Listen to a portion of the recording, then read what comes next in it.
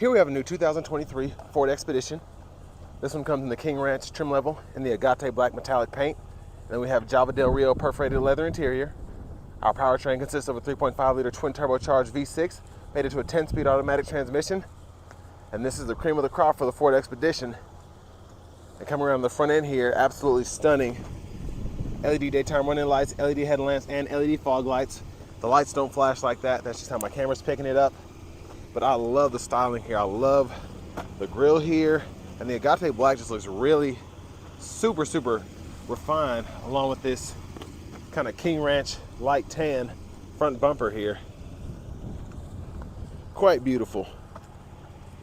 And down here we have the 22-inch aluminum wheels.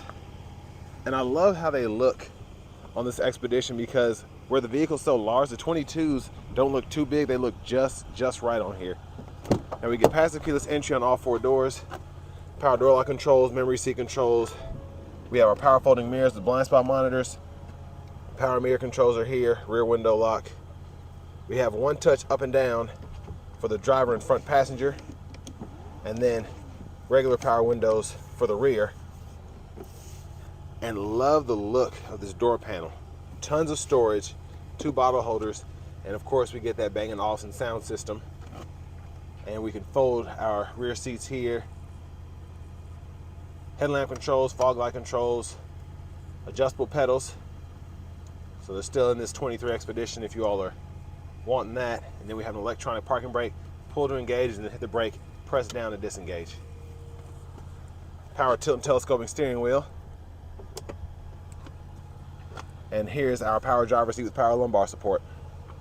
Love this interior, by the way. We do get the power running boards here. Tons of storage in this door panel as well for the second row. Now I have the seat in front adjusted for someone of my size, being 6'3", longer legs. So let's go ahead and check out this leg room. So very, very impressed. Now it's a large SUV, so it shouldn't be surprising, but still. Knees are nowhere near the back of the seat here. And very comfortable. Even with the panoramic roof, I have about an inch or so of headroom. And then our top vents are here. Grab bar, premium dome lights, hook hanger. Could probably hang 2 or 3 shirts back here. Cup holders here. USB-C, USB-A charge port, and then a 110 volt 3-prong household plug-in. And then automatic rear AC controls, 2-stage outboard heated seats, fan speed there, temperature there, toggle your auto mode. And then we can choose fan direction as well. Pretty impressive. And then a little storage pocket there, and then a 12 volt there. But we're gonna make our way to the back and check out this room in the third row. And quite impressed. Again, I'm 6'3". I can sit a person my size up front, right behind them, and then in this third row too. And then I can even change how far back the seat is to make myself more comfortable. Absolutely great. USB-A input on both sides, and then tons of storage along with 2 bottle holders. Only one on the right side. But let's go ahead and make our way to the back. And even the armrests, really, really nice. Thick padding and everything. Super luxurious so far. And then fuel filler here.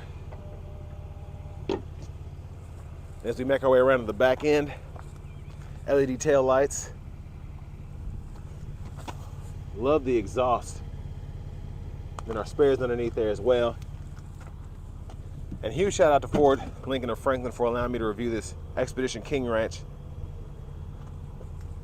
And we can power fold our third or second row down, and we can do the third row up and down.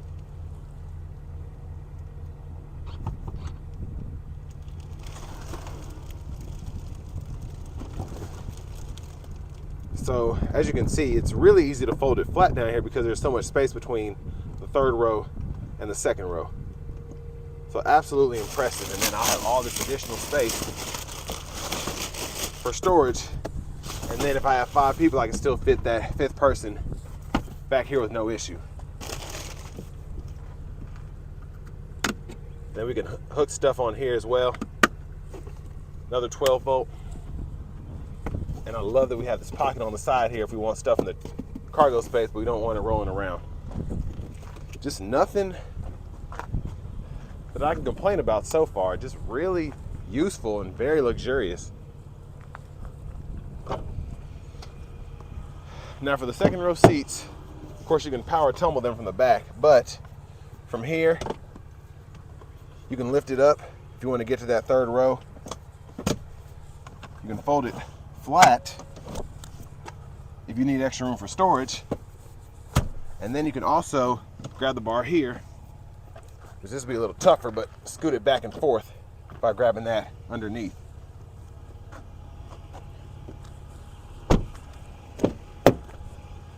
And then for the front passenger, great that we get power with power lumbar up here as well. I just love this seat. I love this interior. It looks absolutely stunning. So there's our extra glove compartment. Then we have a lockable main compartment, super wide, tons of space there, and then a pocket on the side here. So this Expedition just has storage galore.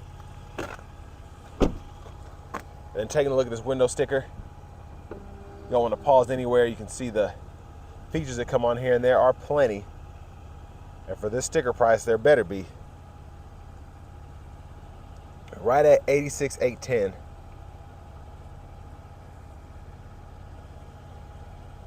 But quite impressive for the money. The crash test ratings are spectacular. Love the looks. So many interior features. The only thing this one doesn't have is rear media.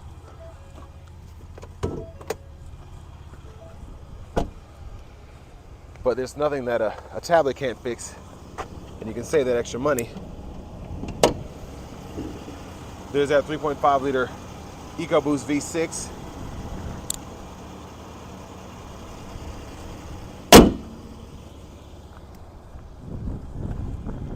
Now let's go ahead and hop in the driver's seat.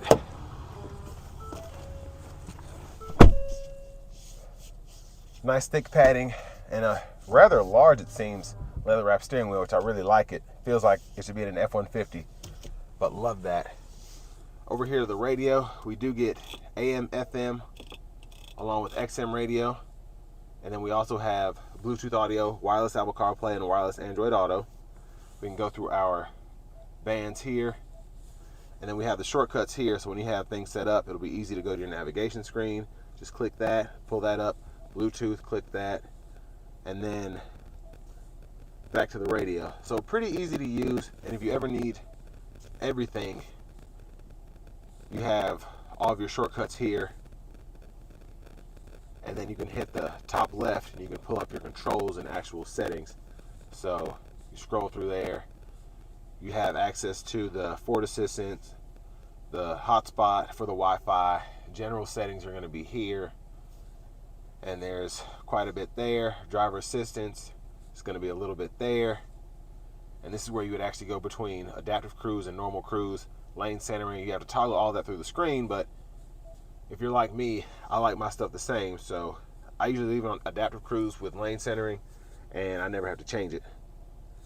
Dual zone automatic climate controls are on the screen as well.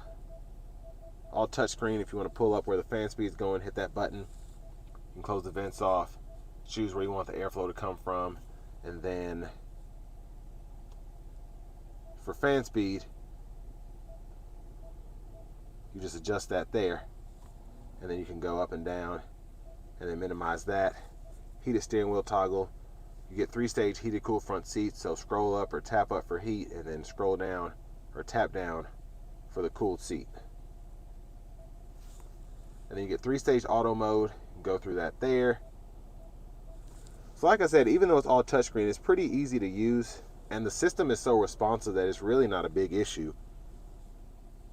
And then you can hit that rear, and then you can pull up the rear AC controls, and then you have your temperature here, fan speed here, and you can lock the rear as well, and then you can even set up the auto mode for them.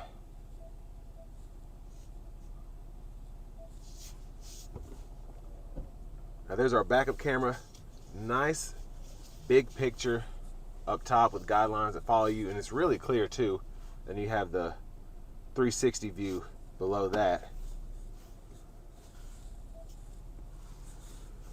And then traction control button here, hazards here, trailer brake controller, and then we can hook up set up our Pro Trailer Assist there.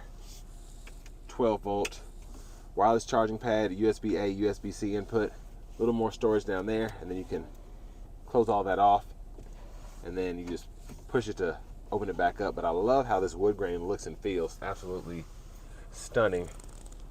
Now for the shifter here, we have a rotary knob, so hit the brake, pull, or turn, reverse, neutral, drive, manual, and then from the manual mode you can manually shift here, and then you have a rear differential lock here. You can go through drive modes, which you have several. So tow haul all the way to the, okay, so this one here, you can actually, I'm used to it stopping you, but you get your tow haul, sport, eco, sand, normal, mud ruts. There's just so many different drive modes. And then you can actually manually use your four-wheel drive here. You can have four-wheel high, four-wheel auto, four-wheel low. Of course, you put that in neutral, and then that'll shift. But the four-wheel automatic is really nice because depending on where you are, if you start losing traction or whatever, you can turn that on and it'll do all the work for you. Parking sensors here, and then hill descent control here. Center console cubby space, pretty massive.